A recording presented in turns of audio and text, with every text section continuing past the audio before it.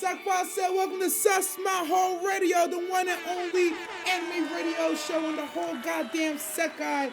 I'm your host, DN, formerly known as Director Nasty. If you listen to this on Spotify or YouTube, I appreciate your patronage. My host, please make sure you go into the description, make sure you go into the comments below, and make sure you share the sauce with somebody who cares. Today's show, the preview is we got just the tip. We're talking Sakamoto days. We're talking Solo Leveling Season 2, Episode 2, and Episode 1, though, because last week we was doing a whole different show. We got Waifu Goddess Izakai, also known as F, Marry, Kill. We got two different groups today. We are both doing the original 3 girlfriends from 100 Girlfriends, and we're doing a special Dr. Stone special because Dr. Stone is back. We all love some Dr. Stone, big brain stuff happening. You know how it is. We are talking quest board. We got a couple community topics to touch on. I won't say it here, but just know I'm going to say Demon Slayer movie. Are we talking about it? Maybe. Am I excited? Possibly. Am I going to tell you right now? No, because this is a preview. Make sure you stay through the whole video. Comment down below what you want to see, who you want to hear from. And of course, at the end, we got the anime awards of the week. So make sure you stay tuned. Make sure you check out below for the goddamn timestamps if I happen to put them there. Or if not, just watch the whole show. Stop playing with me, bro. We're trying to go international. I told you, the only anime radio show in the Sekai. All right, my host, let's jump into today's episode. We are starting with, of course, just the tip. That's what we always got to start with. Because how do you get to the base if you're not sliding on the tip first? You know what I mean? You know, pun, but no pun intended. Maybe I'm being a little too gross, maybe a little too graphic, but y'all know how it goes. It just kind of be like that. That's just how the shit go. First thing we're talking about is Solo Leveling. Peak is back, and Sung legit looks like a man now. Dude is trying to kill him, and his money. Wait, let me go back to Sung look like a man. My favorite thing about this man, Sung Drip, woo, that's coming from season 1 to season 2, is that how you go from looking like the everyday gotcha game pooler, getting bullied, body pillow loving, 2D waifu having, E-rank hunter to being the most auraful person that ever exists. What kind of man do you know pulls up in the wintertime when it's cold like can with the fur on his jacket and he don't even close the jacket? Even when this nigga is wearing a jacket, he's aura farming. If you notice in the episode 2 of Solo Leveling, it's cold out there. Niggas is rubbing their hands together, got frostbite, their fingernails are fucked up. Sung? Nah, his jacket's open, bro. I'm convinced this man is in the cold. He's not even cold, bro. He's wearing the jacket so everybody looks at him like he's regular. He ain't no regular, though. He's just aura farming. And when you are farming aura at that level, ain't no way you could be cold. All you got is heat, son. And that's what these first 2 episodes of Solo Leveling were this week. Absolute heat. The dude's trying to kill him. And so this dude, Mr. Kim, is literally trying to kill him, right? And I'm like, no, I got that backwards. Sorry. So Duong Su, the dude whose brother that Sung killed in season 1, pulls up to the red gate. And this man is really trying to kill Sung. And he's like, I'm just doing it for the love of the game. I love that the dude that was watching him, that caught him at the airport, the dude who I suspect is actually powerful, but he's acting like he's not. I saw him catch 2 punches. I saw him say that thing, oh, if you guys didn't hold back, I would have broke my arms. I don't know, bro. Maybe you telling the truth. Maybe you lying. You hiding your power. I don't know. Either way, I like that he pressed him and he asked the question, why do you want to kill him if you think the other dude did it? And he's like, for the love of the game, of course. Now, we both know that when this idiot decides he's going to go after Sung, it's not going to go his way. But I love to see the smugness, the level of confidence that this man operates with because he's an S-rank hunter. But let me jump backwards just a little bit.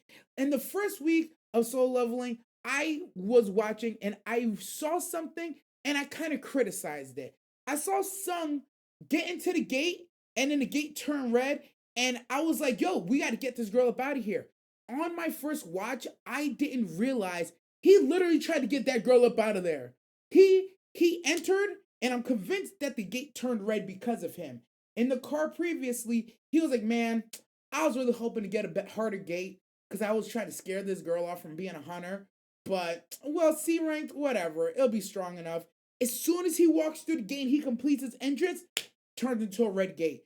I'm telling you, the game heard what he asked for, and it gave him what he was looking for. So I criticize him for not getting her out of there in time. But I realized when he goes out and he's yelling at the Hunter administration to like, yo, make sure you get back up, let him know what happened. He was trying to leave. He's like, oh, hell no, I'm not doing this. Come here, girl. You come with me.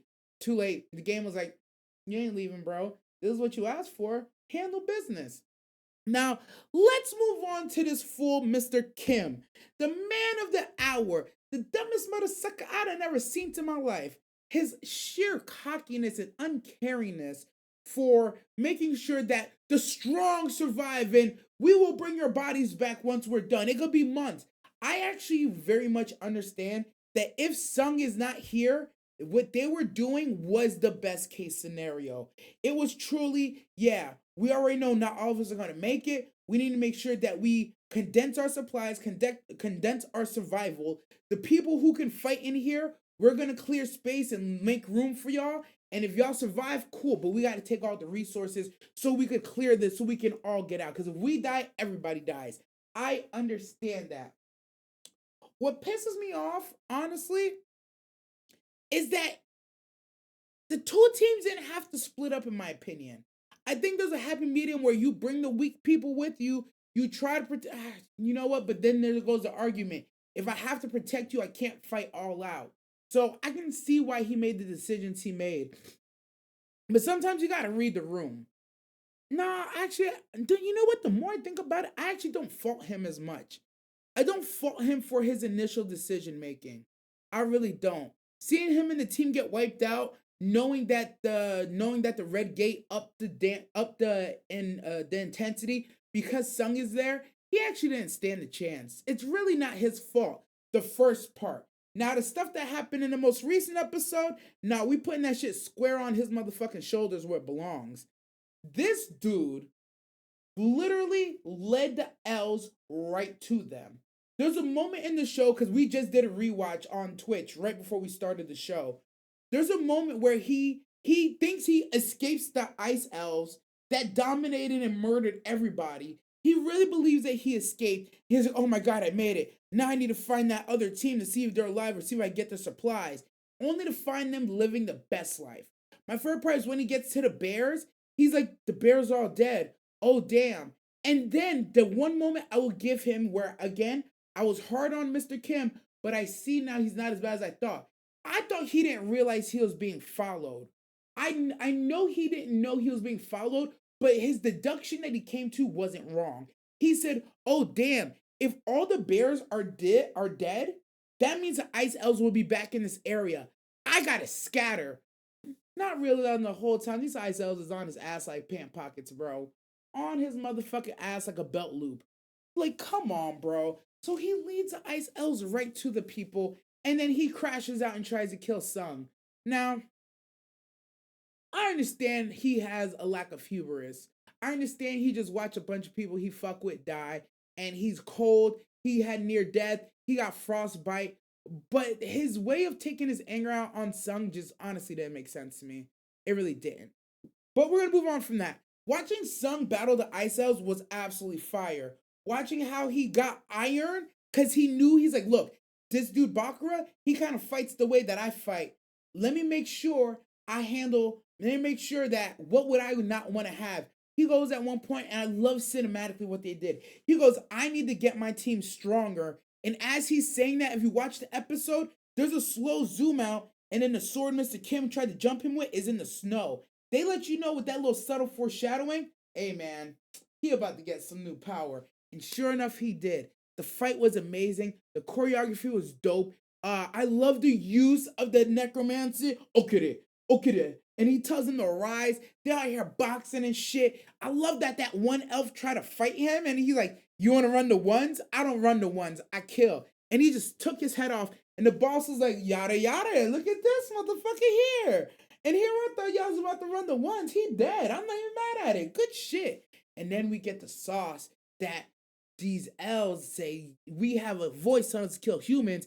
It's not telling us to kill you. So what the fuck is he doing? And then the elf goes to drop the sauce and the system's like, psych. I was like, oh, okay. So a lot of little world building things happen. The team got stronger with the addition of Iron. I didn't realize that the Shadow Warriors were had personality. I just like I should have known they had personality because Igris like really walks around like he's hot shit. He actually does. But seeing like the personality of the goddamn mages and then seeing the personality of Iron, I'm like, oh, they're kind of funny. They're kind of funny. They answer to him, but he don't like control them like they like are just pure robotic. They kind of do what they want to do and work in concert with him, which is pretty dope. One of my favorite things about the fight with Bakura and Sung is the fact that he's using the game mechanics to fight Bakura. So he knows Iron's gonna do the aggro thing, and Bakura has no choice. He absolutely has to. It gets triggered instantly, like legitimately game mechanic. He goes after him. And in that moment, it's like, oh, you already lost. Once I control you and I know what moves you're literally gonna do, you have to answer. You play in a certain style. It's like any exploit you find in a game. Once you figure out that exploit, it's like, oh yeah, I'm gonna farm this. Me personally, when I played Elden Ring, once I realized you can summon things, when you summon things, a boss goes after that and doesn't fight you. I was like, yeah, so I'm gonna summon something, cook up 2 or 3 of my spells or get my damage up, and then hit him with something hard. I'm gonna back out. And I'm gonna keep hitting and running while he's full aggro focused on my summon. Summon dies, I summon another one if I got the juice. If I don't got the juice, summon another one. I already know I gotta finish this fight with whatever he got left. Sung is doing exactly the same thing. Oh yeah, I'm a summon, something takes aggro, I got some time to plot in the background, buy myself a couple seconds, and I come back and body you. It was an absolutely fire episode. Beautiful. I love the ending where the boss of the Tiger Guild tries to press him, and he's like, you trying to press me, bro? Look, don't press me. I saved your people. Go bother somebody else. If you want to talk to me about this, you don't have to ask your people, or you gonna have to come see me when I'm ready to talk. And I ain't really talk to cops like that. And he was like, oh, I'm sorry. I apologize. I don't know if it was a power he activated to get him off his dick, or if it was just like pure respect. He realized he was actually kind of in the wrong. Either way, yo, aura, son. That's a word. When it comes to solo leveling, and I know the internet runs with this word way too much, but when niggas say define aura, it's this guy, bro. It's literally him. Like, he's just nothing but drip and fucking pure manliness, bro. How could you not want to be him? It's fucking dope. But anyways, we're gonna jump to the next tip. Next tip we're jumping on to is Sakamoto Days. I ain't gonna lie to you, I didn't really mean to even talk about solo leveling for that long. I just got passionate as fuck. I was like, and just started spazzing. But Sakamoto Days, bro, we gonna get into this. They just dropped their first 2 episodes. I was worried about Sakamoto Days only because it was one of those shows where everybody who's read the manga is like, oh yeah, this is gonna be so dope. I can't wait to see it adapted. Then they dropped like a trailer or two, and then the hype died off, and nobody was talking about it. And then when they did talk about it, a lot of people didn't have good things to say. So I was like, ooh, I don't know how this show's gonna go. I was worried. However, after seeing the first 2 episodes, I ain't gonna lie, they really cooking with something. After the first episode, I had a little bit of concern. I was like, where do we go from here? I don't want Sakamoto Days to end up being kind of like Spy Family, where like you think you're getting spy shit all the time, every time, but you're gonna have a lot of slice of life moments. So far, what I've seen from the first 2 episodes, the balance is actually really, really there. No shot at Spy Family though, if I'm being real. No shot at Spy Family. But there is episodes where we're just kind of doing things and just kind of cutesy, it's kind of funsies, it's kind of kidsy, it's kind of cool, but it's like, but we're the parents. What's Lloyd doing? Where's Yor at? Well, I haven't seen Yor in like 8 episodes. What the fuck are we doing here? I was worried Sakamoto Days after episode 1. I was like, we could run into that where it turns into slice of life.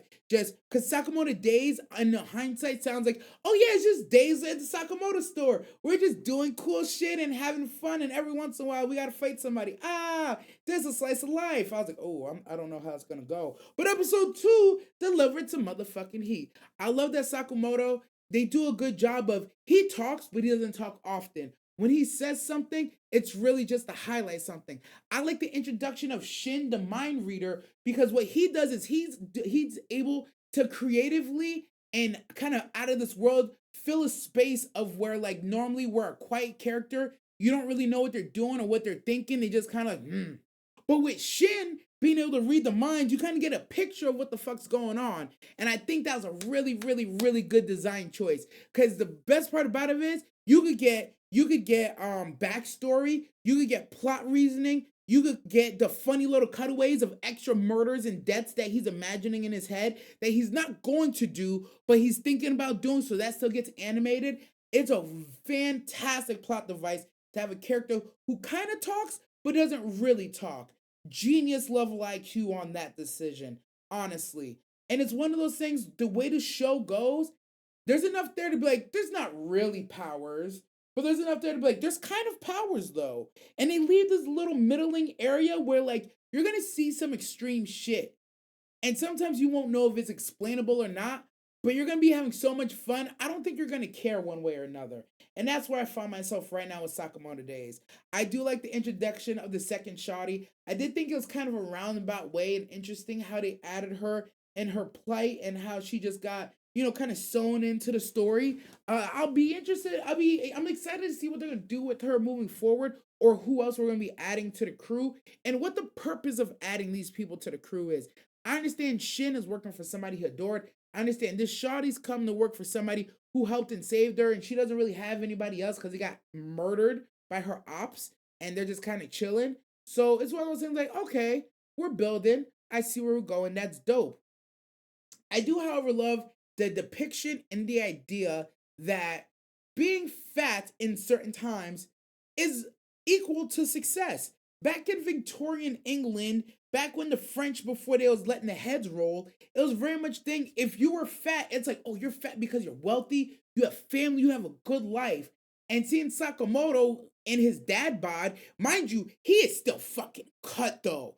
Like that's one thing I like they did. They gave him a jelly ass looking face, but like when you look at his shoulders and his body, like he's still a fucking problem. Like those arms are fucking insane. I ain't gonna hold you. His arms are insane. But I definitely like that they depicted like, yeah, bro, if I'm being real with you and there's gonna be some real life shit that y'all probably didn't ask for, I feel like as a man, a wife, maybe kids if you're into that. Whoa, whoa, whoa. Maybe having kids with your wife or maybe not having kids, whatever you want to do, like that is a sign of success. You find the one, you settle down, y'all just living out y'all days, happy together, doing bullshit day to day. And yeah, if you used to be super slim, strong, and fit, your girl cooks mad good. She doesn't, you don't have to work too hard. Y'all both just kind of live within your means and just live a good life. Yeah, bro, you're gonna get kind of fat, bro. I don't know what else to tell you. You gonna put on a little bit of weight.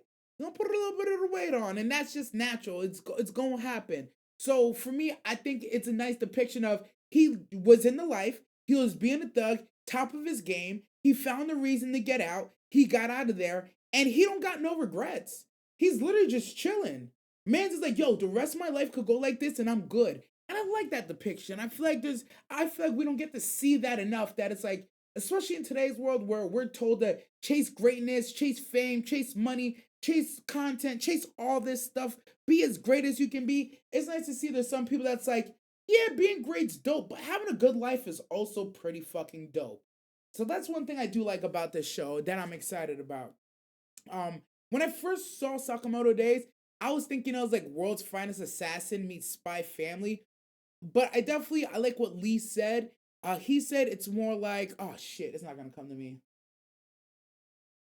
He says more like Spy Family and something else, but he's dead ass right. So I very much look forward to what they're doing next with Sakamoto Days. It was a good watch. It was some good fun. I do still have my reservations and hesitations about how much slice of life feed are we going to get.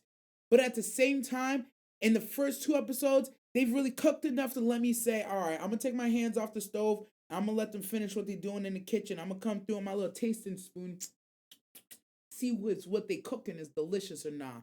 So we'll see what's popping with it. We're going to see what's popping with it. All right, that ends just the tip. Let's see if we got any call-ins. Let's see what the chat has to say. Chat said, yo, what's going on, Brother Golden? Someone was saying the psychic reminds him of Anya. Oh, shit. Oh, it's right there. It's in my fucking face. Oh, my God. I'm so dumb, bro. I'm literally talking about reminds us, yes, Shin is Anya, bro. But he looks like Arthur from Fire Force. If you've ever seen Fire Force, he's Anya's brain, but Arthur from Fire Force. And I'm realizing connection, you just made the Spy Family. Shadow, I was saying Spy Family because the slice of life in between of the action, not even anything to do with the fact that he's a sidekick. Literally today years old. You are smart. I am slow. I bestow upon you all my degrees and papers and the loans that came with them. You're welcome. Sakamoto Days looks promising. I was hoping it was good because there's not much fresh anime this season. It's mostly returning titles. Yeah, I feel the same way. That's why my just the tips for this season will not be as long or extensive. I feel like a lot of the anime that are coming out right now for this season, they're not being well. How do I say this? How do I say this without sounding like I'm shitting on them? Nobody's really talking about a lot of the stuff that's coming out. It's very much if you know it's coming out and you like it, you're watching it in silence, or you heard that it's coming out, you never heard about it, and nobody's watching it. I very much don't feel like this. I felt like this season was gonna be hype, but I realized it's hype because it's a lot of returnings, not a lot of new natural stuff. We got Solo number 2, 100 Girlfriends number 2. Sakamoto is one of the few new ones. The rest of Daimonchi's coming out. Counterattack arc for ReZero is coming out. It's a lot of like come back to me babies. And I noticed with a lot of the come back to me baby shows, like you don't hear about it until it's out. You really don't hear about it until out. The only show I can think of right now off the top of my mind that the streets is kind of whispering about, but nobody's really talking about out loud, is Zenshu. That's really it. I heard nothing but he coming up. At least I remind him of One Punch Man. Oh, One Punch Man! Yes, he does in One Punch Man and Spy Family because it reminds him of Saitama and Genos. Yes, thank you. Sensei student team up. Yeah. Thank you. Appreciate that. Yeah, because the animation on Zenshu is ridiculously high quality. Naruhodo, Soda. I'll let Lee know because we were thinking about watching it, but I don't know what we decided officially. So if we don't watch it, I ain't say shit. If we do watch it, you're fucking welcome, buddy. Haha. But that's all the chat has to say. We're gonna move on to the motherfucking quest board. The quest board where the community, ongoing posts, announcements, all that kind of stuff gets brought up and happening. We only have a few things to talk about on the quest board, but one of them I'm really excited about. The demon next door spoils me right. Sorry. The angel next door spoils me rotten season 2. We're getting some information. They didn't exactly give us anything. We just got key new visuals and new teaser.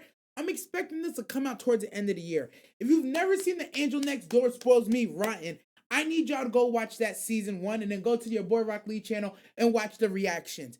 The Angel Next Door is actually a very fluffy rom-com with some menacing undertones underneath. Now, some people say menacing undertones. I watch it. What the fuck are you talking about? If you're not experienced in love, then you don't know that this girl is a fucking demon, a fucking succubus. She is the type that will draw you in and then ruin your life in the best and the worst ways possible. The way she goes about courting this man throughout season 1, it seems so light and innocent and playful and oh my god. Nigga, she is evil. The number of times she hits him with a push in the pool like he's a fucking yo-yo, just toss him and bringing him back in, it's crazy. But a credit to her on her side, it actually never gets toxic. But me, an experienced dater who has time in the game and has also flopped and fucked up a lot of relationships, I'm here to tell you, she is manipulative. She really is. She will say, oh, don't say things like that. You're going to make me fall in love. And then he'll say it, and she's like, say it again. It's like, bitch, what just happened? She will let you think that something you're doing is your decision, but really, she set you up to come do it. She'll say, oh, it's not appropriate for you to be in a room with the girl. And then you lay her down, you go to leave the room, and then she grabs your arm. Mixed signals, bro. Mixed fucking signals. Ay. She'll tell you that, no, we can't be like that. I don't know what people would think. And you're like, I don't know what people think. She's like, I don't care what anybody thinks. But then people start talking. It's like, my life. Okay, that last one didn't happen. I might have made that one up. But I'm saying this to say, look, if you haven't seen The Angel Next Door Spoils Me Rotten, I encourage you to go watch it. One, it's a good show. Two, the premise is fresh, interesting, and it's kind of like other stuff, but at the same time, not really.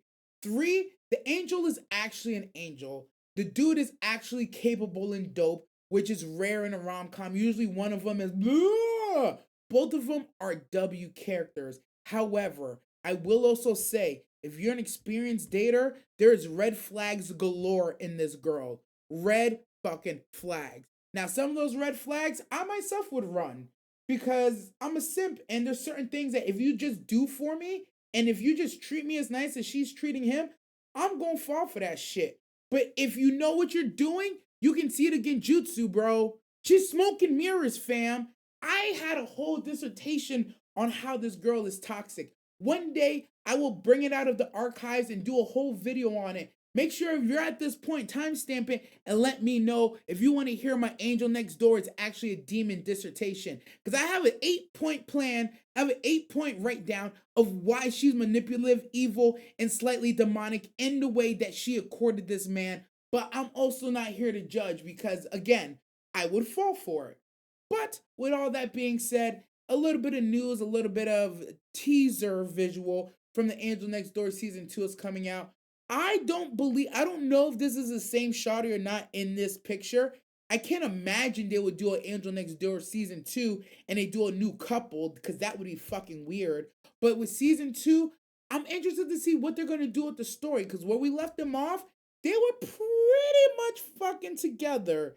And I don't know how you would continue a season 2 with them. I would like to see in season 2 what they could do between the friends, the family, and the world building that could fuck them up, trip them up, or actually have to go and experience the real world together because that's not something they had to do. Right now, they're doing their shit in secret and lust and sin behind closed doors. Once they're introduced to the world, it's a whole nother story. People, well, actually, we kind of went through that a little bit. People look at him, people look at her a certain way. So we already kind of went through it, but I would like to see more how they expand on that or what they would do for season 2. Because this is one of those shows where it's like, if it ends after season 1, dope, bueno, cool, nobody's gonna be mad. But you're rolling into season 2, now you're in dangerous territory because you might. I don't want to say this because I'm not like a writer, so like I really don't have a leg to stand on. Although I do write often, you might write yourself into a corner and just produce something that went from I like the chase and how they got together and the social economic issues that they're facing together into okay, this is just lovey-dovey bullshit for 12 episodes. I don't know if I could take this much sugar. Because I ain't gonna lie, the Angel Next Door has a lot of sugar in it, but also kind of evens out in certain moments. So if you haven't seen it, go for it. If you did watch it, let me know what you think before. Did you think she was a demon? Did you agree that she's manipulative? Do you think this boy can actually handle her? Or is he in over his head? I don't know, man. I'm just here to say that I'm excited for whatever they announce for season 2. Keep an eye on that. You will, I will, so you will too. Moving into the next topic. Oh, I fucked up. Moving to the next topic. We are talking. Demon Slayer. Demon Slayer movie. We finally got the first trailer, and we also got the first. We also got the release date, September 12th, 2025.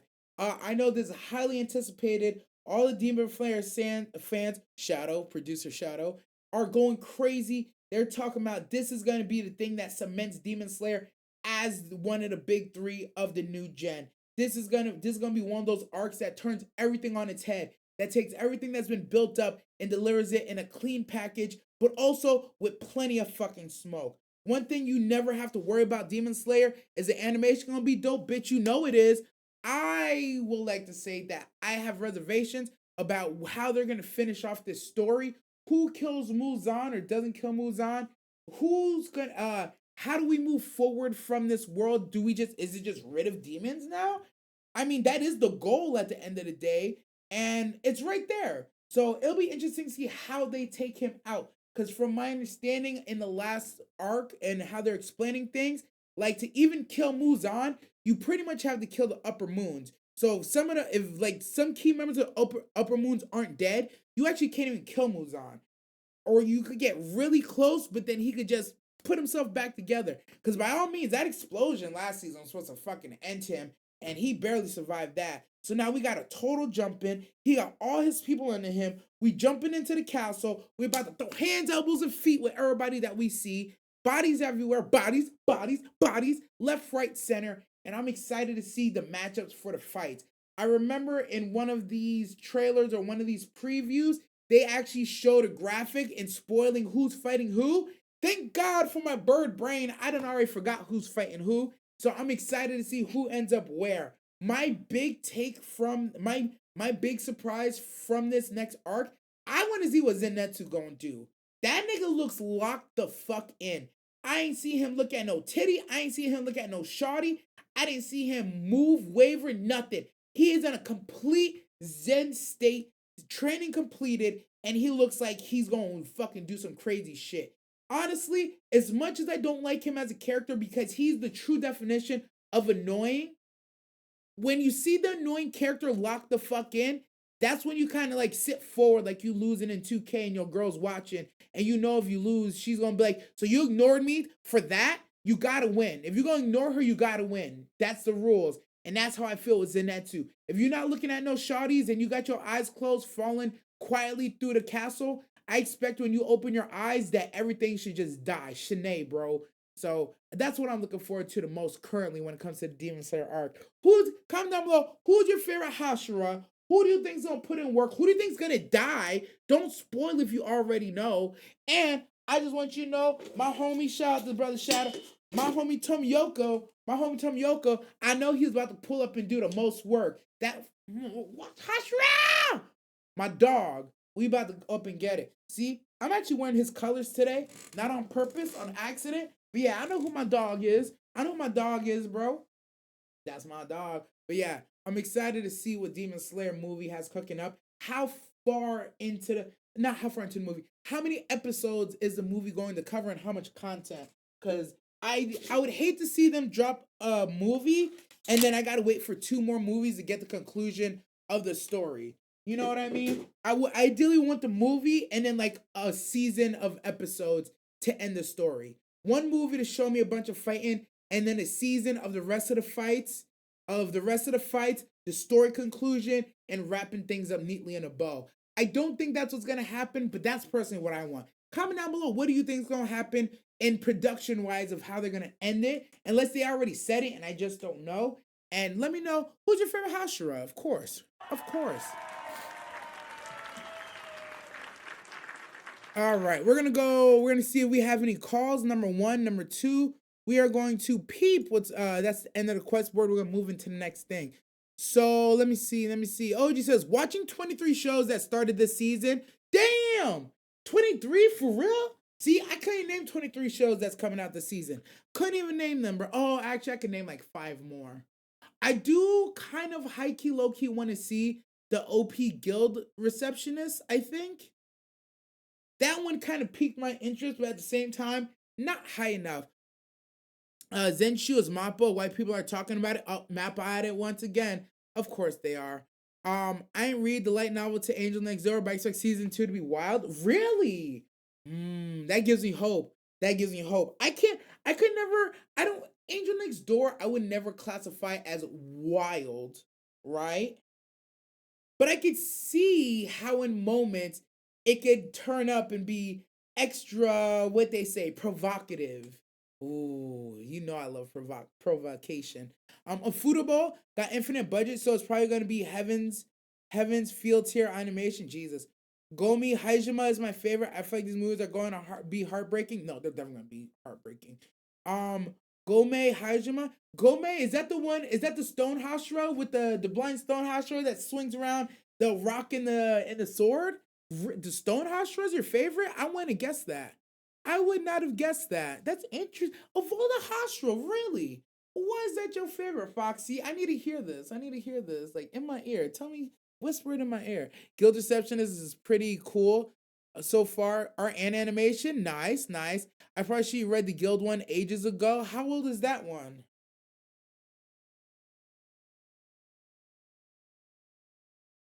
How old is that one? He probably got a nice gat. I thought that's what she gonna say. I thought she was gonna say she liked the bigger boys, and I was gonna be like, oh yeah. And then I thought she was gonna say she likes him because he's rock hard. I was like, oh yeah. Looks like me and him got two things in common. You know how it goes. Two things in common. But anyways, let me stop being gross. But yeah, that ends a quest board. If you guys ever want to comment something to the quest board, make sure you just join the Discord, drop it, link in the description. Make sure you find me on Twitter or IG. Send me your thoughts. Send me what you want to hear director's thoughts on when it comes to the quest board. I love him. His story just so moving to me. That's fair. What's going on, brother Vex? Homie 3 Waifus is the best Hashira. He's not the best Hashira, but honestly, I fucks with him the long way though. Cause like I can't have what he got. I can't have what he got. So yeah. There's actually one new anime I didn't pick up the season yet that looked interesting. It's that Ameku MD detective one. Oh, Dr. House gets reincarnated in a tiny house and into a tiny lolly girl. Yeah. I've seen people talking about it, but I haven't seen it, and I don't think that's one I'd watch. At least not on my own, being frank. I've been thinking about watching your guys' Madoka reaction. Do it! Magica Madoka. I honestly didn't believe Magica Madoka was going to be as good as everybody said. I was a doubter. I was a non-believer. I was like, how the fuck y'all gonna make magical girls cool to an adult man like me? And they made magical girls fucking cool. I won't talk about Madoka quite yet. I think I'm gonna save that for a video later. But yeah, it was actually fire. You guys gonna watch Gushing? Of course we're watching Gushing. Bitch, what? Yo, if Lee said we're not watching Gushing, I would watch Gushing without him. That's my shit, bro. Like, I want to protect him and make sure nothing ever hurts him again. Aw, I want some of that. I had Taco Bell for dinner. Don't blow your ass out. Everyone doubted that Madoka show. I did! And I saw her face. Now I'm a believer. Yeah, no, I had to be humbled. I definitely had to get humbled from Madoka. I had to check myself before I wreck myself. I had to be reminded that just like if you don't think it's heat, but enough people tell you it's heat, you at least got to give it a try with an open mind. And I'm very glad I went in with an open mind. Honestly, there was a couple times I was surprised. I couldn't imagine what I was watching, what was gonna happen. And it definitely took a good story and turned it on its head. When I heard Madoka Magica, I was thinking a happy-go-lucky magical girl show. It is not that. It is not that. Like, and that's what did it well. Anywho, we're gonna get into the next segment. We're getting into waifu, goddess, Izakai, also known as F Mary Kill. And today we're going with shout out to Dr. Stone for coming back. Season 4, if you don't know, we about to go fight the man on the moon, baby. And before we do that, we got to make a trans-Pacific boat ride, which 400 years tells me that I'm not getting on that boat with Senku, but 400 years tell me at least it's not the Atlantic. But we're not here to talk about trauma. We're not here to talk about pain and colonization, but we are here to talk about some shawties that I would want to colonize myself.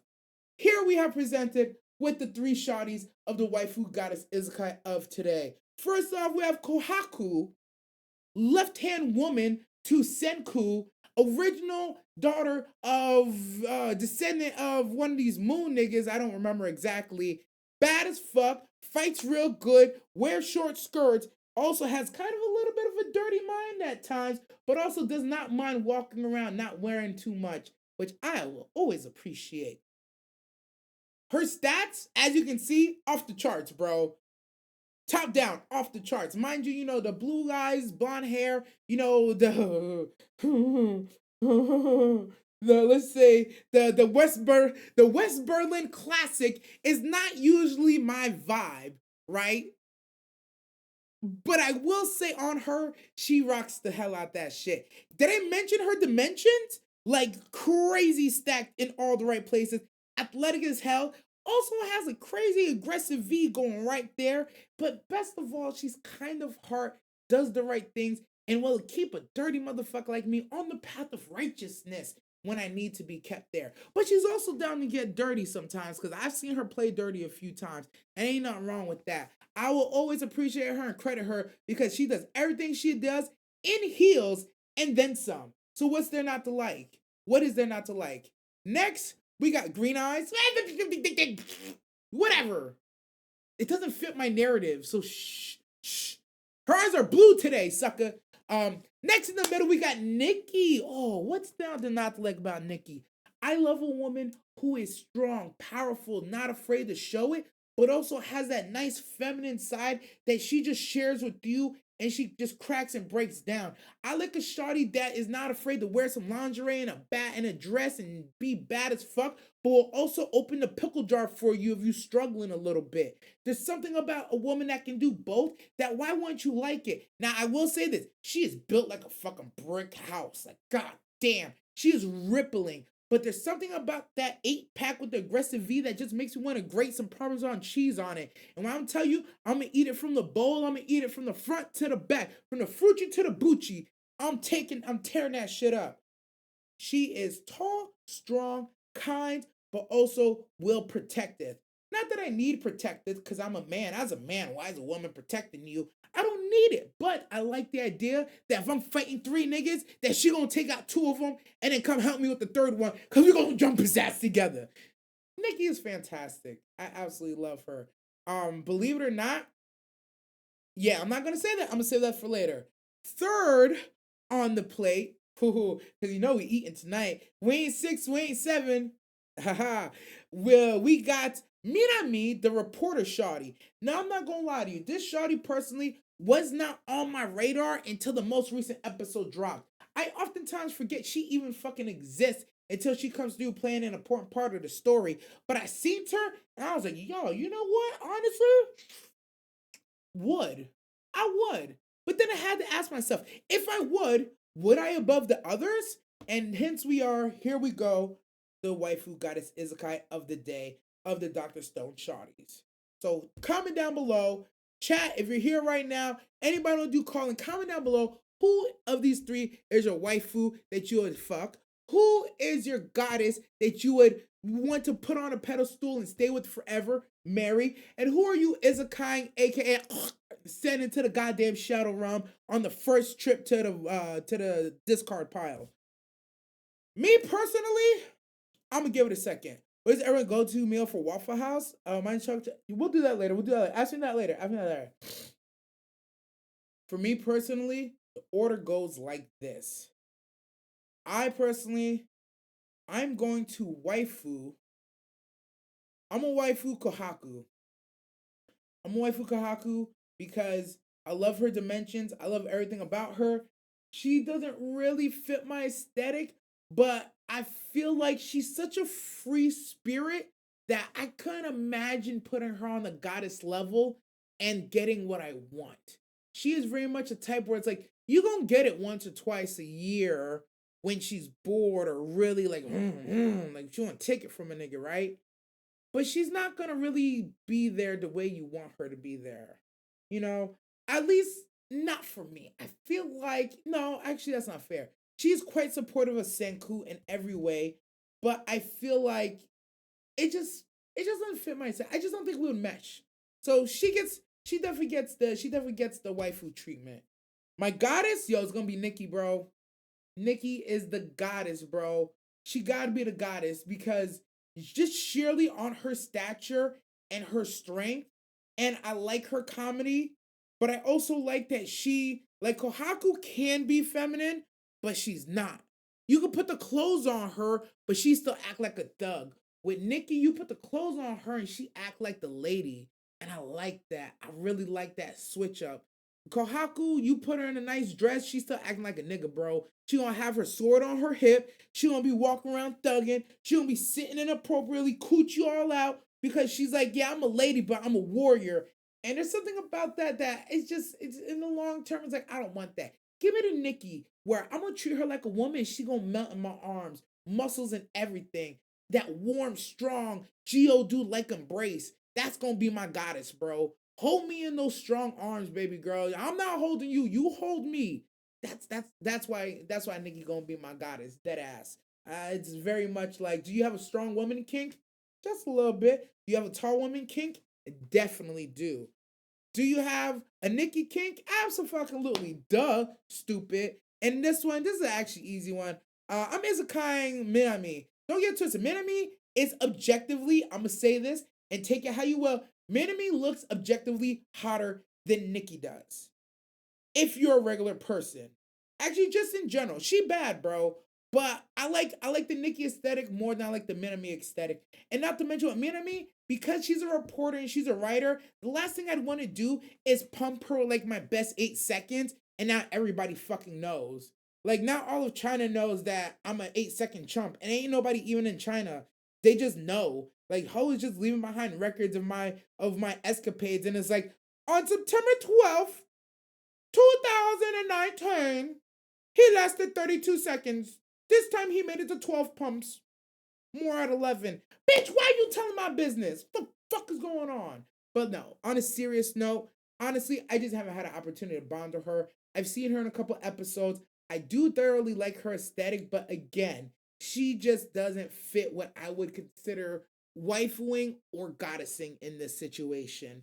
To be honest with you, there's a lot of good women in Dr. Stone, but a lot of them don't really catch my eye or appeal. Like, don't get twisted. The things they do with the fan service, the character design is amazing. But because we've kind of regressed in society in Dr. Stone, I feel like their best attributes don't get a chance to shine the way they should, or they should be able to, or should shine. So for those reasons, like just based off what I've seen so far, yeah, I'm pretty set my waifu goddess Izukai. Kohaku is the waifu. Nikki is the goddess. We're Izukai and Minami. Sorry, baby girl, you gotta get up out of here. And I gotta be honest with you, the goddess to waifu between Kohaku and Nikki, the gap isn't that big. But the femininity of Nikki wanting to be treated as a woman is definitely the big leg up. It's a big leg up for me. People will disagree, but that's a big leg up for me. That's all I'm gonna say about it. That's it. That's it. That's it. But with that being said, we're gonna go into the chat. We're gonna go into the Discord, see if we got any callers. Call number 9. What's your beef? No, nobody in the call. Let's see what chat says.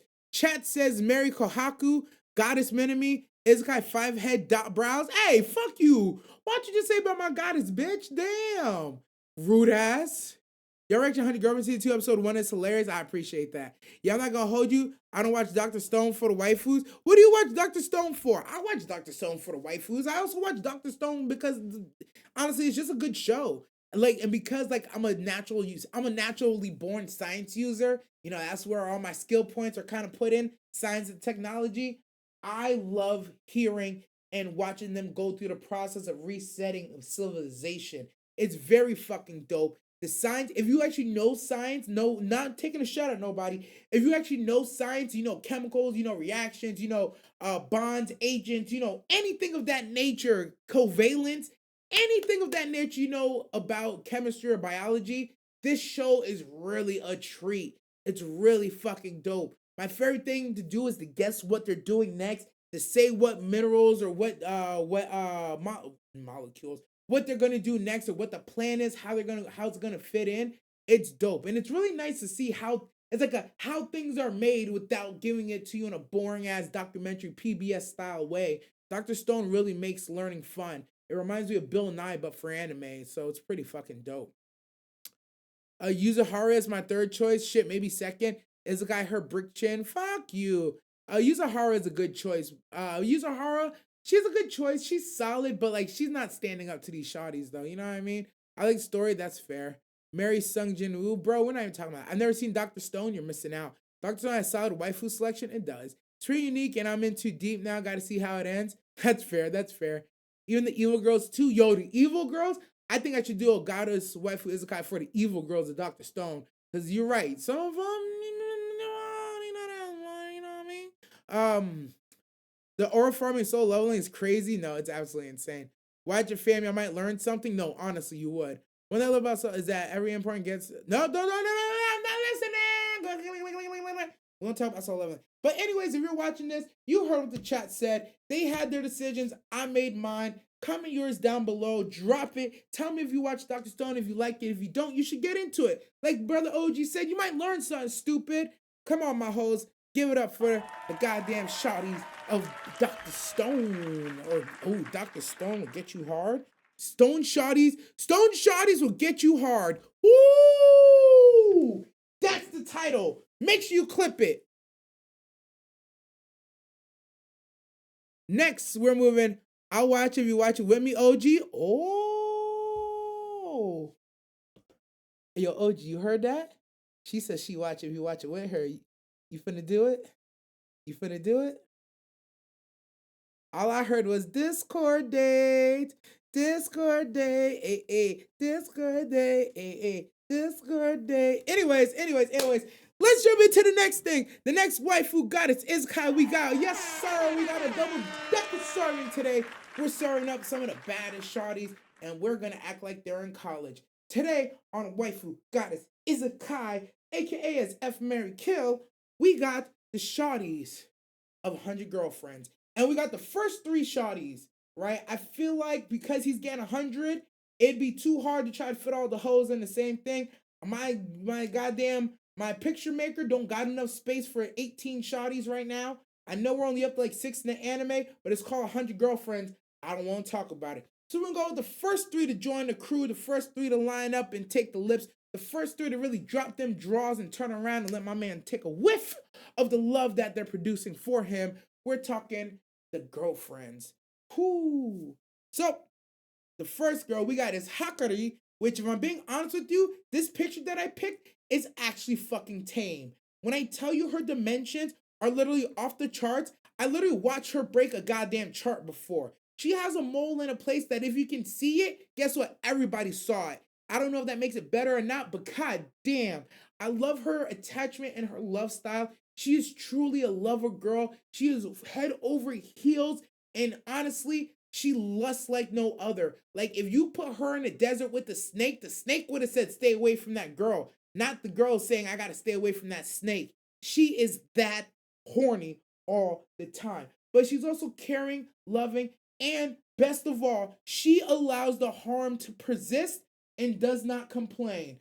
I don't know what to tell you, but if that's not love, I don't know what is. The second shot we have, numero dos, we got the Sunday Carne, who is flat on both ends, will beat your ass, will tell you that she don't give a damn about you, but at the same time will show you how much she gives a damn about you.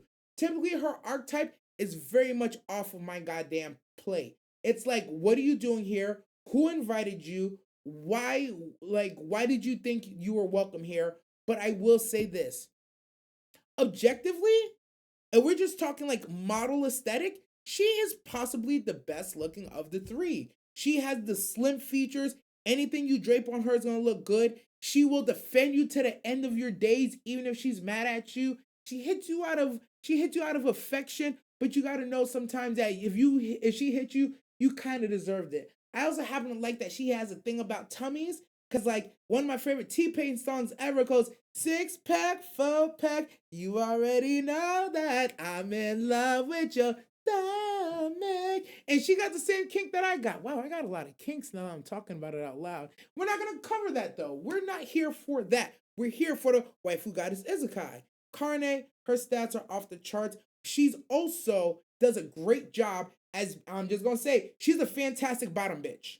She keeps all the other girlfriends in line. When they're not acting like the way that they normally act, they get emotional, they get upset, they get hurt. Carne is the one who goes and gives them the gentle guiding hand to put them back in place and make sure that all this remains stable. For that reason, I really do like her and enjoy her. Last but not least, we got the Robo Alexa I Nano, who honestly is very logical, very sound. I'm going to say this and people won't like this. She's quiet, but she always speaks up when something is needed and will calculate your grocery list before you even head to the store. Now, to be honest with you, a lot of people view her as boring, cold, doesn't really bring much to the table. But however, have you seen her front and have you seen her back? She will knock the fucking table over if she doesn't have enough room to turn around, because we know, because she kind of robotic, she can't turn her neck or her spine like the rest of us. She is a belonging girlfriend, and one of my favorite things about her is watching her be in her robotic form, trying to do and learn things. And as she learns, there's moments where she warms up and she loses that robotic essence, and her true self shines through, and then afterwards it just goes back to robotic. I love the exposed moments of her softer side. Watching somebody go through the process of learning and understanding emotions, it's something that I didn't realize was kind of cool, but it really fucking is. And you get to kind of live vicariously through Rentaro, watching her be like, why? She's like, why would I defend you? Like, I don't defend you guys because I have to. I defend you guys because I love you. And it's like, oh, that's so fucking sweet. Wow, I didn't know you had that in you, girl. You are in my book. Hey, gang, she alright. So, with that being said, we got the wife who got his Izakai of these three shawties. Now, I'm pretty sure y'all niggas already know how this is about to go, because I ain't gonna hold you. You already know I ain't the type of nigga to play around. You know how I like my bitches. I like them all over me. I like them lovey-dovey, kissing on my face, rubbing my body. And that's why my waifu is gonna be, guess what? Hakari. Ha, didn't see that coming. Hakari is a great waifu because I'm gonna say this, I'm gonna say it objectively. I'm not gonna run, I'm not gonna hide. She is a perfect side chick. Outside of the fact that she might literally like just come through and like potentially ruin your main girl. No, Hakari is a perfect side chick. Even if she knew she was a side chick, she fucks with you so much that she's okay accepting her role. As long as you fulfill her needs and her whole her wants and her needs, you're good. You're Gucci. And she don't want too much. She don't want too much. She just wants some attention, some holding, some kissing, some hunching, and that's it. And she'll be like, "Okay, I got what I need from you. I'll talk to you tomorrow." And then she always gonna look at you with those lovey eyes. Even when you tell you gotta go back to your main girl, she's like, "I know you do, but can you just stay for a minute?" And then you just stay for 54 seconds and you walk off coldly, and it just leaves her wanting more. She's the perfect waifu to like ravage and then go about your day, but treat her good. I actually want the best for her, and I hope she finds somebody that wouldn't treat her in the same realm that the same umbrella that I put her under. Because like everybody should get the person they want, but at the same time, like she makes it possible. Like she's a type where she's like, if you want to get another girlfriend, that's fine, because she literally did it. By the way, she literally did that. So like for those reasons in my book, yo, she's a perfect waifu, bro. She's a perfect waifu. She would say, if you made her a goddess, she'd, no, stop. You don't gotta make me the goddess. Go get another goddess. I'll be your waifu. And I'd be like, girl, what did you say? Yeah, I'll be your waifu. Go get a goddess. You're fine. Go get a goddess. I'm like, you mean that?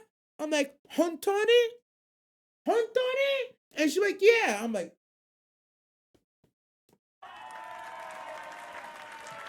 she's perfect, but let me stop living my dreams. She's a fantastic waifu, and that's where I would put her in the category. My goddess, believe it or not, is Psych is not Carne. It's gonna be I Nano. I love the I Nano effect because one, you already know I love silver haired girls. Two, she has that tall, thick body that I already thoroughly enjoy. Three, I love I love logical people. She's logical to a fault, but I also know that she's so logical that if I start tripping, if I Nano tells me I'm tripping, I'm gonna be like, oh shit, I'm actually tripping right now. It's like, I'm tripping right now. I'm really tripping. If that girl says you're tripping, hey man, there's not like a woman who loves you but will also correct you without being condescending.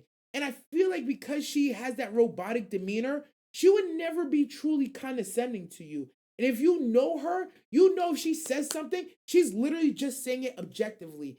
I feel like I think the moments where you show her warmth and she responds with warmth would be so much more satisfying that it just kind of feels this kind of almost symbiotic need to be like, I want to be the one who brings that out of you. And she's like, you're the only person who brings this out of me. And there's something about that moment, that spark, that's fucking amazing to me, bro. I don't know. Maybe I'm tripping. Maybe y'all like, what the fuck is he talking about? I feel like I'm kind of cooking with this one. But then again, I've been known to burn shit in the kitchen. So y'all gonna have to let me know. When it comes to Izakai, yeah, bro. I'm telling you right now, is this empty? Izakai and goddamn Carne. Look, I don't like the Soons, bro. I don't like a Soon, bro. I don't like a Tsundere. I don't like a woman who's okay hitting me. I do like that she's objectively beautiful in the face. that's very attractive to me, but at the same time, like she just fails in so many other categories that the other shotties really uphold. I do like that she is a solid base of support. That's her best feature, her best attribute. She will keep you grounded. She'll keep you humble. She'll keep you working hard. She'll keep you in the gym. She likes tummies. I like tummies. There's a lot of connection there. But those things don't strike as strong as the stuff with the other shawty. So for that reason, I honestly shouldn't have booted her out that far. I had no reason to bump that can that far like it's her.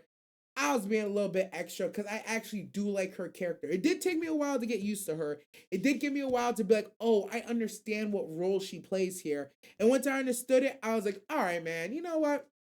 Come on, you on the team. Come on, come in, come on, you on the team. But at the same time, if I got to choose her between these three shotties, nah, bro. She belonged to the streets. She got to go. So for me, that is my waifu goddess Izakai. Make sure if you're listening on Spotify or watching on YouTube, comment down below. What is your waifu goddess Izakai for this for 100 girlfriends? The OG3. That's what I'm calling it. 100 girlfriends, OG3. Now we're gonna go to the hotline. We're gonna see if we have anybody who has some shit to talk, and we're gonna read the chat to catch up and see what they got to say. So, bro, how you doing this? You can't Izakai any of these shorties? Watch me.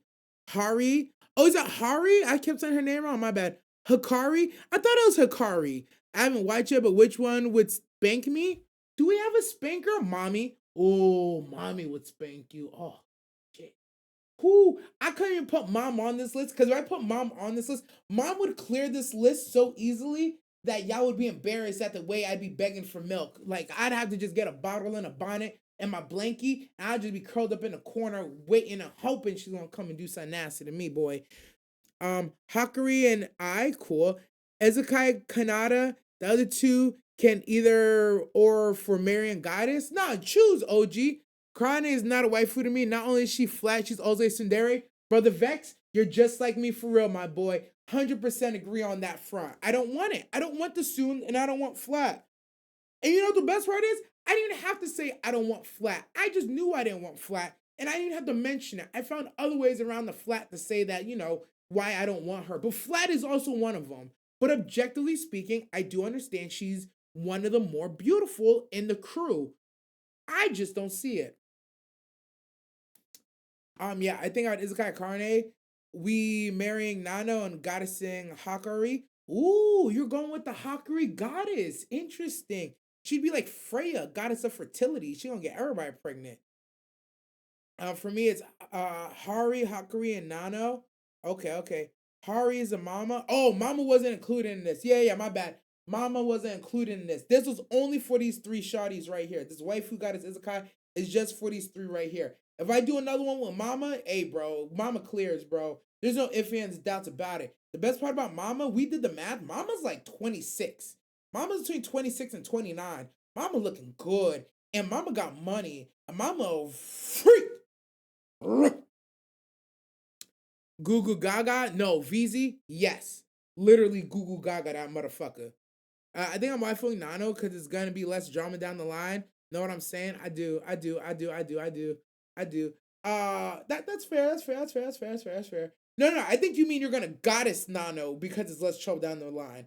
Cause if you waifu Nano, that means you just fucking. That means you're not marrying. You're not keeping. You just hitting and quitting.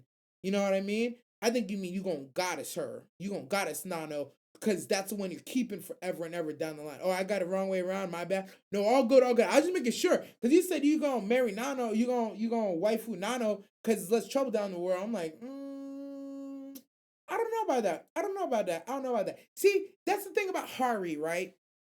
Hakari. I had trouble truly deciding. I'm like, is she such a good waifu that she's okay with you having other shawties and not ruining it? I'm like, yes, but no. Because although she's lustful and she is very much like, gimme, which I'm okay with because I'm a simp too. If you're a simp, I'm a simp. We simp for each other. I fucking love that shit, right? So for me, it's like, yeah. I could do that. I could do that. But like, if I see Nano, it's like, I don't gonna let me do the same thing too. She's like, it's logical. I cannot single-handedly fulfill all of your needs. I believe you would need another. And I'm like, yes, yes, the fuck I do. At the same time, it is what it is. But yeah, comment down below what your waifu goddess Izakai. If you're watching on YouTube or Spotify, make sure you drop some love, drop it down below, and come join the Discord and the Twitch and become one of the Mahos. You know what I mean? Wifing Nano Prob, then make her cut her hair shorter. No, get out. Leave immediately. Right now is the end of you and me. Fuck out of here. Cut her hair? I forgot this guy liked short-haired girls, bro. I don't got a problem with short-haired girls, but like cut her hair? Cut her hair? This guy's on drugs. Don't listen to him. Anywho's, we're moving into the last part of the program. It's time for the awards of the week. Awards of the week. Awards of the week. Week. I don't know why I did that. Award of the week number 1 goes to Romance of the Week. We're giving that motherfucker the blue box. Why? Because other than 100 Girlfriends, it's really the only romance anime that's running right now. I didn't give it to 100 Girlfriends this week because this week's episode 100 Girlfriends was half a reintroduction and half like adding another girlfriend. But the girlfriend they added, she's cool, but I don't want to talk about her. We're here to talk about Blue Box. This episode of Blue Box was fucking insane. Witnessing the confession of Hina to Taiki was fucking wild. Without a doubt, the most clear and direct confession to ever grace the anime screens, bar none. I know some of y'all niggas are like, what about Nino to Usagi? Yo, fuck Nino. Oh, no, not fuck Nino. Fuck Usagi. Fuck the Quints. I'm not talking about that. This Hina one was so deeply open and personal. The way she set this nigga up with the shoe game. She's like, we're gonna play a game. Whoever kicks the shoe whoever doesn't kick the shoe far enough has to give up a secret. She set him up. He's like, we're just playing a game. Haha. And she's a Daisuke, nigga. Just caught him completely off guard. Boop, boop, boop. To the chest 3 times. And then the follow-up to that is her making sure that he knows, like, this is not a passing fancy. I said what I said and I meant what I said. You're kind of making this a little bit awkward, Taiki. I don't know why you're making it awkward.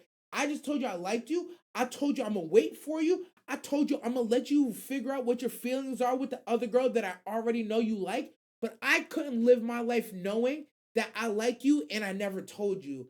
It's been this far along. And I love that she's so confident, open to joke about it herself. She goes, ha ha ha, you thought we were just friends? Psych, nigga, I love you. And it's like, oh my God, this girl's a demon, bro. But like, how much clearer does it get than that? How much more confidence, bravado could you want in a shawty to openly come out and tell you? I feel like, and I'm going to generalize a whole lot here, and I don't care if y'all get mad. I feel like a lot of men in the anime community, they want a Hina because they would never approach a Hina. Me, I would approach a Hina if I was that fucking interested. I don't approach often, but if I see something that I absolutely cannot leave alone, something that captures my attention, my fancy that bad, I gotta try. I have to shoot my shot. I literally can't live if I don't at least have a conversation with the shawty. Just let me hear your voice. Let me make sure that the images in my mind that I'm going to make of you later when I'm reminiscing and telling my boys about the baddie I saw today, I need to make sure I can give them the whole picture. And I need to make sure that I at least try to get some of that information so I can follow up, you know what I mean? Follow up on that bitch. Hina did all that and then some for Taiki. She laid it out, she said it out loud, and she went and got him. That doesn't happen often. I feel like men in the anime community expect the Hinas to just pop out. They're just gonna be reading their manga on the train or doing something nerdy, and a girl that's hot, probably big titties, might be a goth girl, is gonna pull up on them and just take her under your wing, and now that's your girlfriend, and she's just gonna drag you around, and you're gonna be all happy and squealing because she chose you. She told you, I like you, I want you, let's make this work. That doesn't happen often. It really doesn't happen often. As a man, you're gonna have to go out and get that girl your goddamn self. But having the shawty confess to you first, it takes a lot of the pressure off. But once she confesses to you, I like what Hina said, and it's absolutely true. Once she confesses, confessing is sometimes a power move, depending what the dynamics are. She made a power move. I confess to you. You know I like and I love you and I don't be with you. I said I'm willing to wait. Now you have to decide, are you going to pick up this mantle? So she is taking the power from being like, oh, will he like me? Won't he like me? Do I think about it too hard? She took all the power and said, I've laid myself out for you. Will you accept? And all she has to do is keep being her while he has to decide. I love how she said, I'm going to keep making your heart beat. Every chance I have to remind you that I like you, I'm going to remind you. I'm going to push up on you. I'm going to press you. I'm going to make you see me as the woman that I am. And you can't stop me. I'm folding, bro. I'm fucking folding. Honestly, Chi who? Chi what? Chug what? But now we come to the heartbreaking part of the episode. After Chi Senpai loses a game, her bracelet breaks. She has to see this entire scene play out in front of her. Oh my God. If that is not stuff that would give you a 13th reason, I don't know what is. I cringed. I died. I wanted to crawl into a hole for Chi Senpai. But she's such an interesting character. She didn't run off crying. She didn't interrupt. She didn't even bring it up the next time she saw him. She just was sad and moved on to the next phase. She is way more thugging than I am. If I saw the girl I like talking, if I saw the girl I like, some other dude try to pull up on, actually, no, it's not the same. It's not the same with men and girls. If the girl I like got pulled up on by some other dude and she didn't like go running to his arms, I'd be like, nah, I'm alright. That dude likes her, but of course, my girl's bad. Of course, other guys want my girl. Like, what? That's living life every day. That's not new to me. But for shawties, that's an interesting dynamic. It really is.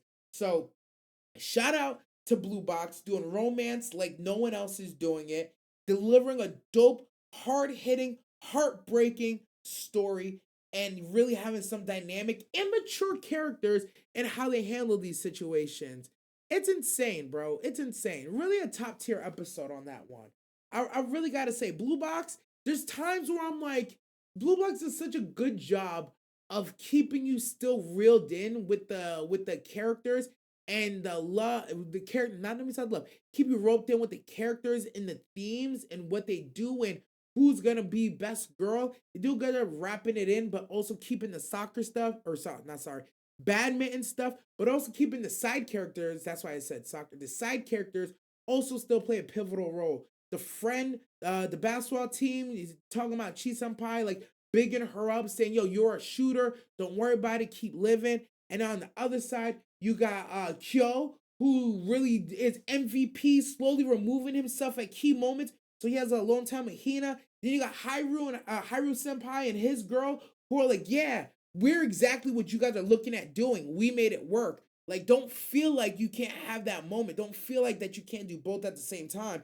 Is it going to be hard? Yeah. Are you going to feel like at times you're pulling yourself in different directions?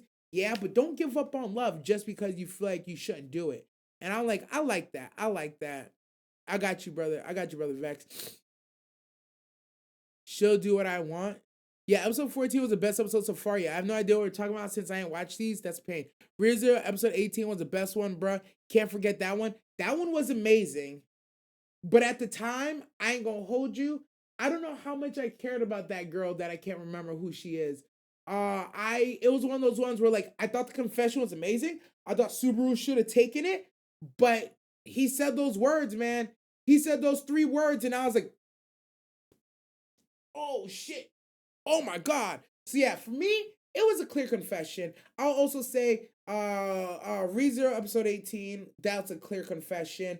And then the only other one I can think of is Nino and Quintuplets. That was a clear confession. But I feel like in both of those scenarios, the character who did the confession, I wasn't attached to. Hina, I was attached, bro. That's why I'm like, it means more to me.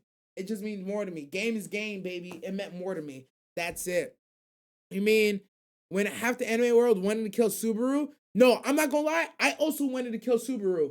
I'm not even joking. I also was like, nah, we gotta take this nigga out. He's not worthy. We need to wax him right now. Fung out right now, beat his ass.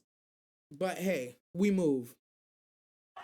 Next award of the week goes to the funniest motherfucking moment. The funniest moment of this week goes to Dragon Ball Z Daima, bro. There's a moment where Goku and Vegeta are on this giant planet, are on this planet where there's giants that exist, and these niggas are fucking trying to fight these giant animals. These niggas get jumped by big ass hamsters, and it's funny. Goku's like trying to run from the hamsters, trying to bite the hamsters.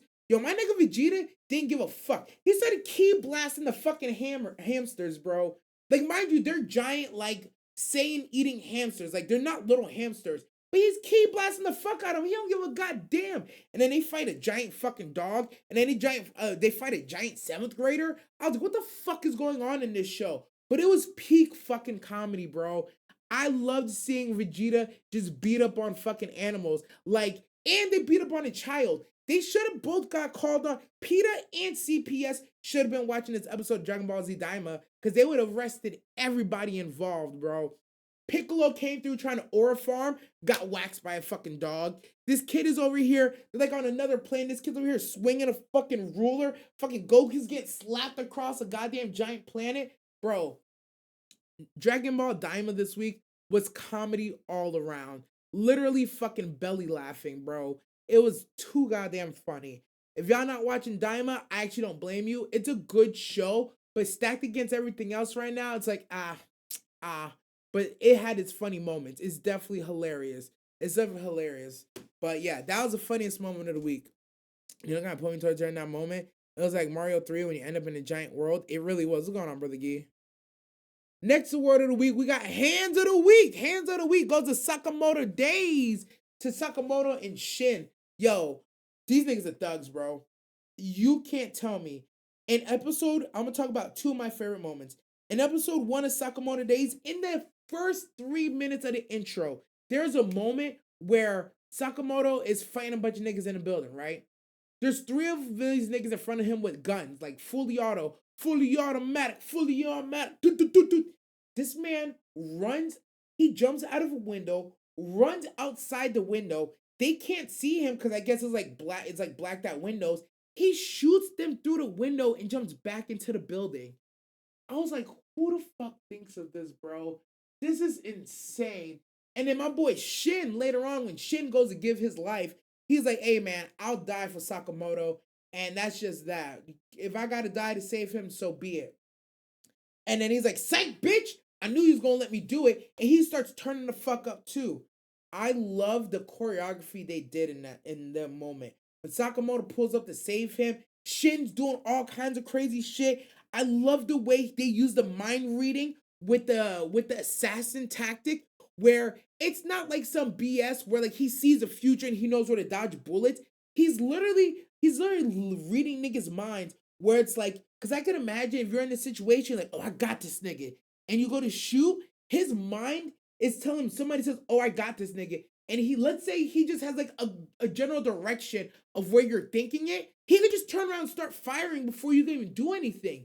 The depiction and the use of the mind reading while fighting with guns was fucking dope. But I especially like that it wasn't like one of those things like nobody can hit him. He was absolutely immune. It wasn't he was like unreasonably dodging bullets. He was just reading thoughts and reacting to where the thoughts were coming from, what they were thinking, and making the right move. Seeing him like get shot, get hurt a little bit, it's like, oh, this is dope, but it's not infallible. Like there's issues with the mind reading to gunfight. Like if it's a few niggas, that's pretty easy. 1v1, definitely low diff. But like 1v20, okay, we kind of gonna struggle. 1v30, it's like, oh shit, you can't read all those minds at once. You're going to read like proximity amount. And that was dope. I was like Sakamoto, how they use him as a character. Yes, he's big, yes, he's fat, but he is still like everything that he used to be. It's funny listening to him run, where like he's still super fast and stealthy, but you can like hear him run. Or when he goes to take off, he breaks the ground under him because of the extra weight. The little touches that they put on it definitely makes a fucking fire. And the fact that we now know, of course, no, I don't care, I'm not gonna say spoiler, he's not supposed to kill, he's not allowed to kill. It's interesting to see how he moves and operates. He's like, oh no, I'll fuck you up. It's not lethal, I'll fuck you up though. I'll definitely fuck you up. So moving forward, I thought they would have done this whole Sakamoto hurts you, Shin kills you, but he joined the family. So I was like, yeah, you and the family, you live by the family rules. That means no killing. So we're gonna see sometimes when you're not trying to kill somebody, but you're still trying to disable them, somehow you're doing worse things. Like you could just get shot twice to the chest and now you're dead. Or you could get pieced up, stabbed in 9 locations with a pencil, none of them lethal, but also none of your limbs work anymore because it hit all the crucial pressure points and broke all the bones that would allow you to move your body. Now you're just kind of stuck like a Criffle Walken looking ass boy for the rest of your life.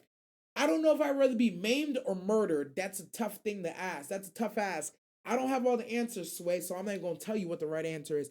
But the choreography in Sakamoto Days is literally not lacking in any ways. The animation looks dope. One of my other favorite moments was his girl throwing herself off of a building. He runs, breaks through the barrier, and runs straight down the wall to catch her. It's like this man is going to do near superhuman feats that should not be able to be done, but they leave the door open on is there powers, is there not powers, and I continue to look forward to see how they're going to build on the choreography. Hands of the week, Sakamoto Days. That's an easy one. Low diff, baby. Look, he'll be a menace because he loves killing bugs, or at least creatures that are bug sized compared to him. Yeah, I think that kid in Daima was just living his life though. I don't hold it against him. Like, yeah, they literally look like flies. Like like that's why they got fucking swatted, bro. Like I'd swat the shit out of their asses too. The fuck? Next award goes to the most despicable. This week's most despicable goes to Mr. Kim. The reason Mr. Kim gets the most despicable is, for one, not only did he lose with the assault team that was supposed to be so great, they lost in 3 days, all of them, dead, maimed, murdered. Not only did he lose, he led the L's back to the known survivors, and instead of begging the known survivors to help him, save him, because he saw how well off they were, he took this twisted path in his mind and said, we only died because they were hoarding all the resources that we should have got. If they gave us all this stuff, we would have won, we would have handled business, and they would have been the dead ones. He did no sort of introspection, jumped to assumptions, and it got his ass slapped and clapped the fuck up. The way Sung literally smacked the back of his head so goddamn hard, he got CTE. He woke up, he's like, the last thing I remember was Sung somewhere. And he's like, Sun JINWOO! And then he just starts charging in. Like, bro is already in the middle of a fight. You just woke up from a slap nap that you don't even know what the fuck is going on. And your first instinct is to go charge the one person that you think has everything that you would have needed? I don't know, man. I might have came around with a little bit more humility, a little bit more humbled, a little bit more level-headed to be like, damn, if y'all really murdered all these ice bears and we barely survived, maybe I shouldn't fuck with you. Maybe I underestimated you. Maybe there's something you can do to help me here. How do I get your resources? I always learned from a young age, you catch more flies with honey than you do with salt. He chose up with salt, got assaulted, and ended up in the dirt. If he came with a little bit of honey, only God knows what would happen.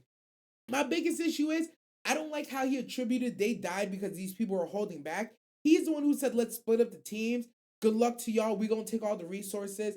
I don't like that he went after the shawty Heiji because he thought she knew and she was in on it and he was gonna go kill her. That line he says, anybody who knows is an accomplice and will face the same consequences. I didn't like that, bro. I really feel like he should have pulled up and read the room a little bit better since he probably didn't know how to read. And now we know because of what happened in this episode, he ain't never gonna learn how to read. It is what it is, bro. You should have kept your head on tighter, but you didn't. His ending was very justified. What I would like to see, or I would like to know, and I have no proof, did he kill Mr. Kim before the system forced him to? Or was this another situation where the system's like, hey, somebody trying to kill you, you're gonna have to kill him? Because it's one thing when the system forces you to do it, and we saw him go through that. It's another thing when you're like, nah, I'm just gonna kill this dude because I need his body. I'm gonna raise him again. I'm gonna raise him again and he gonna help me. I don't need to know, but I would like to. It would add a little je ne sais quoi to the episode if you catch my drift. So for those reasons and more, Mr. Kim, you get most despicable for the week. Honestly, in hindsight, watching the episode a second time, I might not have given you most despicable, but at the same time, you still deserve it for endangering all the lives that you endangered on the second half of your arc. The first half of your arc, I can forgive you. You did not know better. With the information you had, you were making the best decisions possible, even to the point where you find the dead bears and you know the ice elves were behind you, or the ice elves were in the area. But from the moment you saw the camp and you started crashing out, I can't be on your team. Your reaction was the wrong reaction.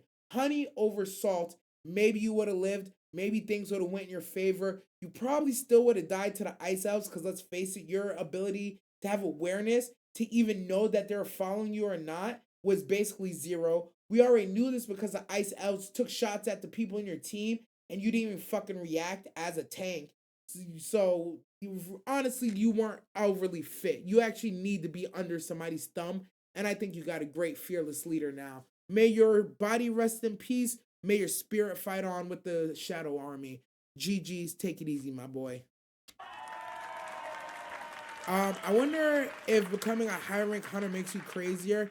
It's literally a world of OP thugs. Honestly, I think there's something to be said about like I don't think necessarily being a hunter makes you crazier. I just have this true belief that those who are just bestowed with power versus those who work and earn power will always fall for these traps and tropes because the power was bestowed upon them and not because they did something to earn the power. So it's not that I necessarily think the higher rank hunters are crazier. I just think when you have that much power, and depending how long you've had it, and you know niggas can't check you, and you know niggas can't catch up to you, and the only real threats is if you go through the gate, you really set yourself up for a power dynamic of like having nobody that can check you, or very few people who can check you. So you just kind of move a certain way. That's why there's times where I'm like, I actually don't really fault him because you just got this power and you can't really grow the power. You can only refine your usage of your powers. Sung is really the only person who can level up and get strong and get better in categories. Once you have your rank and you have the thing that you do, all you can do is refine that skill to the point where nobody can defeat you, or it becomes a perfect skill, or you master it to a point where nobody's gonna see you in that skill, or whatever that mastery is. Some can literally get better in every category. You're just stuck. Whatever you're good at, you can just get more efficient. You can't get stronger, you can't get faster, you can't get smarter, you can't get bigger monopool, none of that. You can just become more efficient at exactly what you're doing. And that's why it's such an interesting dynamic to me. And Hunter x Hunter, stronger people got, the more unhinged those people were. Yo, same thing applies. You get a certain amount of power. If it's given to you, or like you just figured something out too early and you were OP for a really long time, you just move a certain way. That's what I think. I don't have overt proof besides anime and some real life examples of, inheritance, people, nepto babies, babies that like people that like their parents are filthy rich and so they inherited the money. What did they do with that money? Are they capable? Are they just blowing it? Are they under a trust where people are watching what they're doing? If you just look at those kinds of stats, you can already kind of see the picture kind of being built where it's like, yeah, if you didn't have to work for your power, or if you have to work for your power, you treat it and act very differently than those who do. When it's just bestowed upon you without having to do anything, there's certain tropes that you just kind of don't, you just kind of gonna fall into. And it's pitfalls where it's like, it's not really your fault sometimes. You were really given too much power at one point. And it's like, oh well. If I was Superman, I'd be pissing on everyone. No, honestly. That's honestly, it's one of the reasons I hate Superman, but why he's such a good character. It's because he literally is all powerful, but chooses to walk the path of humility and good and righteousness and justice. Because at any moment, if somebody pissed me off, I'd ice breath them and flick their asses into oblivion. There would be nothing for them to find. There'd be no proof that I murdered this person other than they didn't show up to work for the last week. Like, I would not be a good Superman. I would objectively, I don't want to say I'd be evil, but objectively, I wouldn't be a very good guy. But he chooses that. But that's not that's one thing. That's something that you like. That's why the Superman that grows up in Kansas with his uncle, with his dad, and he has all the Midwest learnings, and he's a good stand-up guy. That's why that's the Superman that everybody loves. That's the right Superman. he was raised correctly, so he does all those things. I'm like, man, get that Boy Scout out of here. So, for example, when I do a Power Facts, I def start shit against cocky bitches. Oh God, I believe it. All right, next award of the week goes to Orb. Orb. They had the best plot. They had the best plot twist of the week. Orb habitually does this thing every couple episodes where like what you think is gonna happen, and who you think you're writing with, it's not what it looks like. Orb does a very good job of handing off the baton to continue the story to show you over time how ideals and things evolve, how religion, ideals, and people have evolved. That I was not expecting this arc to end the way it did. I was absolutely shocked that Bedini and Oxy were just kind of like, I don't want to say cast aside, but they were very much just like, yeah, we're moving. It's like, we're moving. I'm like, oh, oh, oh, damn. Well, then fuck me sideways. I didn't know this was going to happen. I love what they did with how they pass on the information, because with Bedini, he's such an interesting character because he talks all this big shit, but there's a little bit element in truth where you kind of know he's fucking lying, right? He says these things, but I'm like, I don't think you mean that. I feel like you want to be remembered and you want the credit, and I feel like there's an element of you have to do the thing you said you weren't going to do, pass on this information one way or another so that your name could live forever. I know you said you was going to be the one to do it, but I don't know if I believe that, man. I just don't. So to get the ending of that part being validated was very fucking nice. I like that the new guy, the person we're currently following, this he motherfucking pulled a Trojan horse, bro. He pulled a Trojan horse and blew the faces off these goddamn people. Now, his philosophy is in fucking insane. But after you see what happened to him and his family when he was young, it's like, oh, I get it. It's nothing that we haven't already seen in the Bible. You know, through the Inquisitions, the Crusades, anything like that. We've seen throughout history that oftentimes they think the way to stamp out an idea is to kill everybody on that side. And Lee pointed this out to me, and I thought it was interesting. For the first time, it's like, I understand why they say, yeah, you can't let everybody live. Because you think letting the little people go and like taking your fight with the big guys upstairs is the right thing to do. But you have to realize the only reason the people who oppress you are able to do it is because all these little people are getting together to pool their money, being sucked for resources into the guy you're trying to defeat. So when I see this dude go and murder his own family, and I'm just appalled, I'm like, there's no way your ideals would lead you down this path to murder your own family. And Lee's like, but hear me out. He's funding terror against you. If you let him live, for every one of him you let live, that's more people funding the terror against you. Whether that's your family or not, you kind of have to take him out the picture. And I was like, oh, fuck. Yo, this nigga's kind of right, though.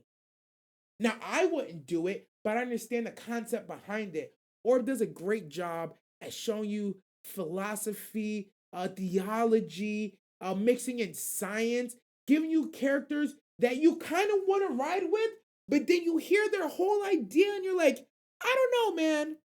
You was kind of spitting in the first half, but that second half of what you said was kind of fucking crazy. And I can't just ignore that.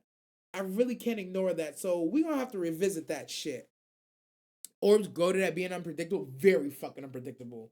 Very fucking unpredictable. So Orb gets a plot twist of the week. I think Orb is doing fantastic things right now. I think it is actually legitimately one of the most slept on anime. It's one of those shows where I'm glad we're watching it, but I know it's not going to pull in no views. It's not going to change the sub count. But for me personally, this is something I wouldn't watch on my own time, but watch it on my homeboy and getting to enjoy and talk theology and philosophy together, great fucking time. Watch Orb with somebody you fuck with. It'll change your life. And of course, the last award of the week, we got the episode of the week. I don't think there's any surprise here. I don't really have to say too much.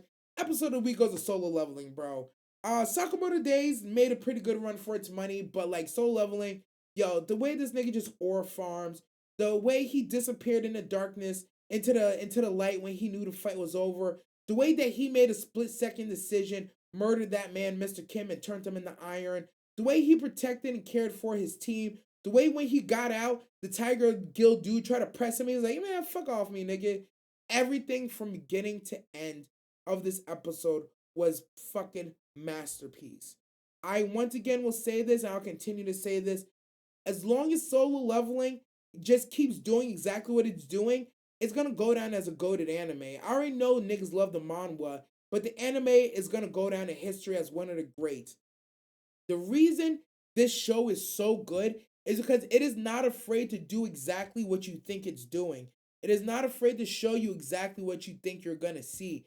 It is violent, it is bloody, it is straightforward, it is nothing but vibes, aura, and flexing, and just dope fucking visuals. It's like we're gonna deliver a story, because don't get twisted, there's a nice story cooking down there. Holy shit, there's a good story cooking down there. The world building is phenomenal. There's so much that you want to see, and I yearn to learn that's going on in the world. But at its core, at its very core, it's like, damn, I want to get strong. I gotta kill some strong niggas. Damn, this nigga's strong. I gotta find a way to beat him. It's just problem solving after problem solving after problem solving. I love the side characters. I love the characters they introduce. I love the fact that I just learned in this last episode that the Shadow Warriors have flavor, bro. I'm looking forward to that. I'm looking forward. Igris, I should already known Igris has flavor because he followed his king and he got the same drip. He's like, yeah, I'm a Shadow Knight, but if you think I'm leaving my scarf behind, you're fucking crazy. I'm bringing the scarf, nigga. Everybody need to know who the fuck I is. There's no way you guys just put me on those regular ass Shadow Knights. No, I'm Igris, nigga. Who the fuck you think this is?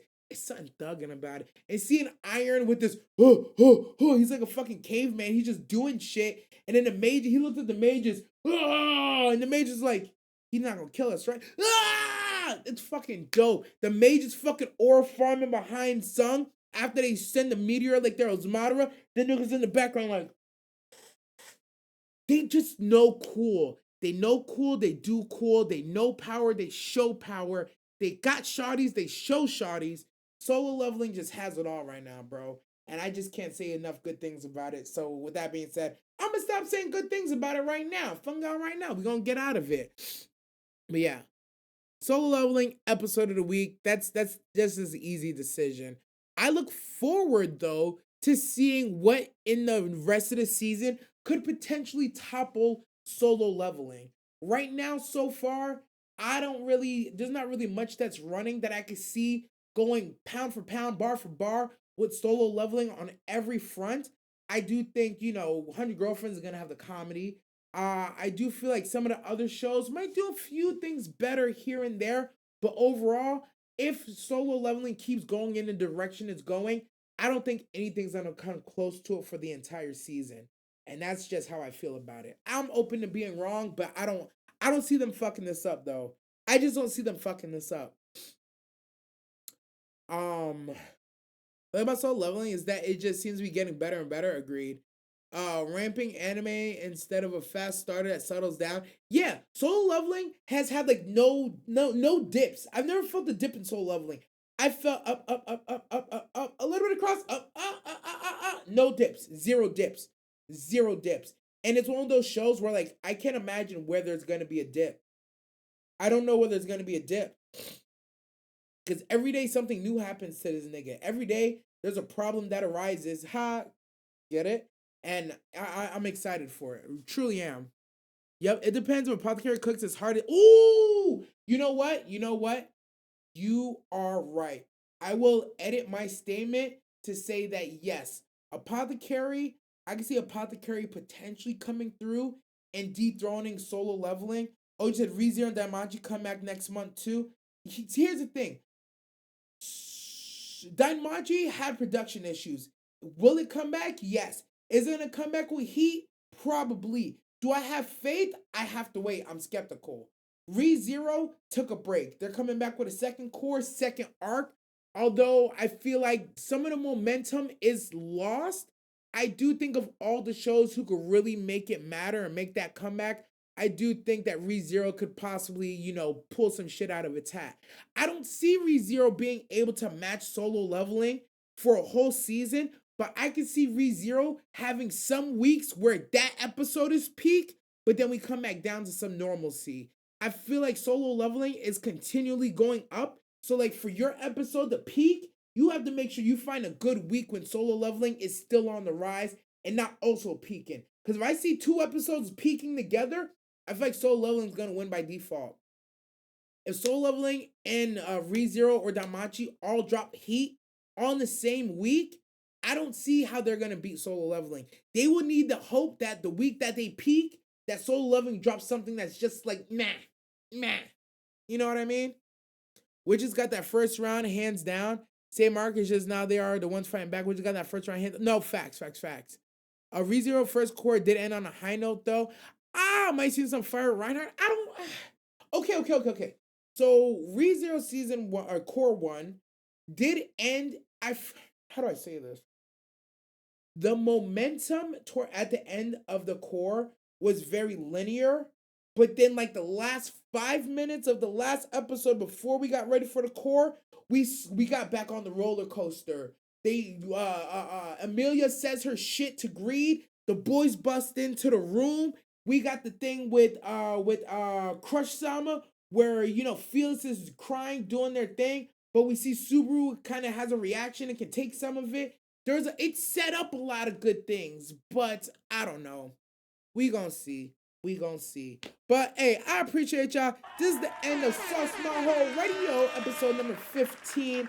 I'm your man behind the cam, DN Director, formerly known as Director Nasty. Whether you're watching this on YouTube, on Spotify, if you're watching this on the DN the Yapper channel where we post the clips and the shorts, I appreciate you. Make sure you check the description, join the Discord, become one of my hosts so you could also come in and call in on the live show, participate on Twitch every Monday night on the live show too. Be part of the chat that's rolling. Remember, if you got the sauce, share the sauce. Come be my hoe, and let's be great together. I'll catch y'all on the next one.